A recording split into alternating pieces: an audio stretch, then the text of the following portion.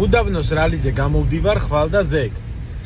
გამოვდივარ ბაგით, აი ამით, რაც ძალიან საინტერესოა, ახალი გამოცდილებაა ჩემთვისაც და რეგულაციების გამო მჭირდება კოსტუმი, რომელიც არის ცეცხლგამძლე.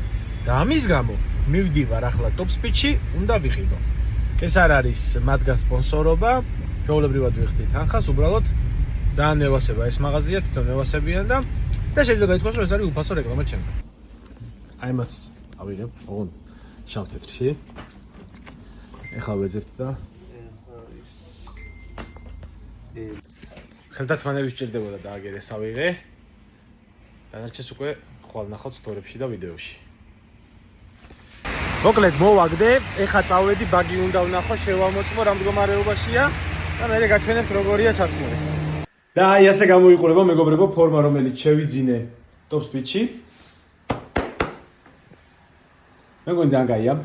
ბოლოს ლურჯი ავიღე, იმიტომ რომ ლურჯი ჩემი საყვარელი და ქაროსფერია.